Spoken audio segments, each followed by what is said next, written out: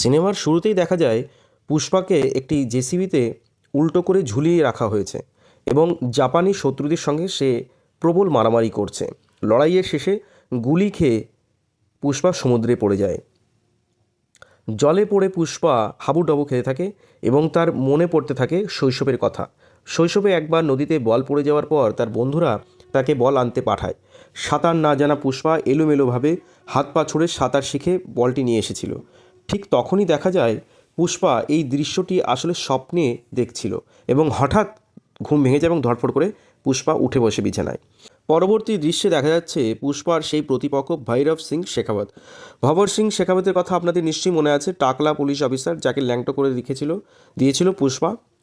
সেই টাকলা police officer ভবর Singh Shekhawat, যাকে পুষ্পা প্রথম পর্বে চরম অপমান করেছিল, এবার চন্দন কাঠের শ্রমিকদের ধরার জন্য শ্রমিক সেজে জঙ্গলে প্রবেশ করেছে ভবর সিং শেখাওয়াত। কাঠ লোড করার সময় সে যখন তার নিজের পরিচয় দেয় যে আমি ভবর সিং শেখাওয়াত, সবাই তার নাম শুনে এলাকা ছেড়ে পালানোর চেষ্টা করে, কিন্তু শেখাওয়াত পুরো এলাকা পুলিশের সাহায্যে ঘিরে ফেলে, শূন্যে গুলি ছোড়ে এবং সিটি বাজিয়ে সমস্ত শ্রমিকদের ধরে। এরপর তাদের গাছের সঙ্গে উল্টো ঝুলিয়ে পেটানো হয় যাতে তারা পুষ্পার নাম বলে, কিন্তু কেউ পুষ্পার নাম নেয় না। পরবর্তীতে শেখাওয়াত সমস্ত শ্রমিকদের থানায় নিয়ে গিয়ে লকআপে বন্দি করে। তো সেইখানে লকআপে থাকা শ্রমিকদের মধ্যে একজনের সেদিন বিয়ে ছিল। পাত্রী তার বাবাকে বলে, আমি পুষ্পা চাচার ভরসায় পাঠিয়েছি সিনুকে, সেই শ্রমিকটার নাম সিনু, পুষ্পা চাচাই তাকে নিয়ে আসবে। এরপর পুষ্পা কয়েকটি গাড়ি নিয়ে থানায় হাজির হয় এবং ইনচার্জকে জানায় সিনুকে মুক্তি দিতে হবে, কিন্তু ইনচার্জরা মানতে অস্বীকৃতি জানায় এবং পুষ্পা এটাও বলে যে তার কাছে সিনু নামের আরও ব্যক্তি আছে, তাদের মধ্যে যে কোনো একজন সিনুকে ভেতরে ভর্তি করে দাও আর ওই সিনুকে বাইরে পাঠিয়ে দাও, কারণ ওর আজকে বিয়ে আছে। কিন্তু থানার অফিসার তা মানতে রাজি হয় না। তখন পুষ্পা থানার অফিসারদের সব দুর্নীতির কথা ফাঁস করে। বাধ্য হয়ে এক পুলিশ অফিসার লকআপ খুলে দেয়। পুষ্পা শ্রমিককে মুক্ত করার পর দেখে তার শরীরে বেদম মারধরের চিহ্ন। এতে সে ভীষণ রেগে যায়। পুরো থানার পুলিশদের লাইন ধরে দাঁড় করিয়ে প্রত্যেকের চাকরি ও পেনশনের মূল্য হিসাব করে টাকা দিয়ে চাকরি ছেড়ে দিতে বলে। এরপর লকআপে বন্দি সব শ্রমিকদের মুক্ত করে। এই দৃশ্য দেখে পুরো হলের দর্শকরা চিৎকার করে ফেটে ওঠে, কারণ থানার পুলিশ ওই শ্রমিকদের মুক্ত করার জন্য পুষ্পা পুলিশ অফিসারদেরকে যে কবছরে চাকরি পাকিয়েছিল তাদের সেই স্যালারি প্লাস যা তাদের পেনশন সমস্ত টাকা দিয়ে তাদের রিজাইন করায়।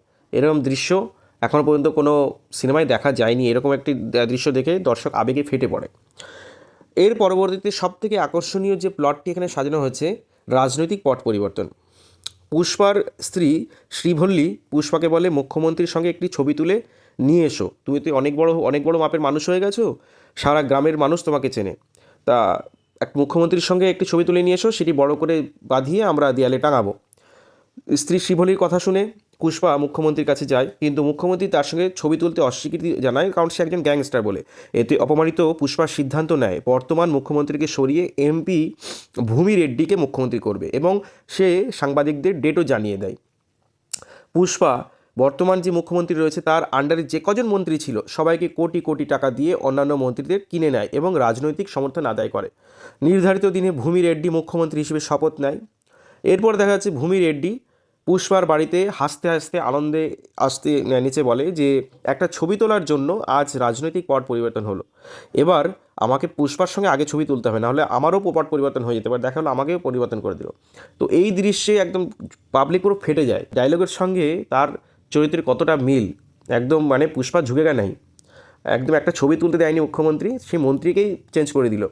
তো এই হচ্ছে ক্যারেক্টার পুষ্পার। ভবর সিং শেখাওয়াত অনেক রকমভাবে পুষ্পাকে আটকানোর চেষ্টা করেছিল চন্দন কাঠ যাতে বিদেশি পাচার না হয়, কিন্তু ভবর সিং শেখাওয়াত কোনো মতেই পুষ্পাকে আটকাতে পারেনি এবং শেষ পর্যন্ত ভবর সিং শেখাওয়াত চরম অপমানিত হয়ে শেষ পর্যন্ত আত্মহত্যা করে, সুসাইড করে।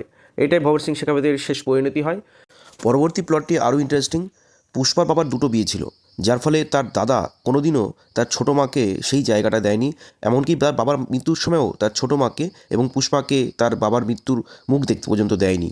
সেই দাদার বোনকে যখন পাওয়ারফুল লোকের ছেলে কিডন্যাপ করে, তখন তার হাত থেকে বাঁচানোর জন্য তার দাদা পুষ্পার কাছে গিয়ে হাত পাতে এবং তার বোনকে ছাড়িয়ে নিয়ে আসতে বলে। তারপর দুজনের মধ্যে মিল হয়ে যায় এবং পুষ্পা লাস্টে বিভৎস একটা মারামারির মধ্যে দিয়ে সেখানে অ্যাকশন সিন রয়েছে, তার মধ্যে দিয়ে তার বোনকে ফেরত নিয়ে আসে।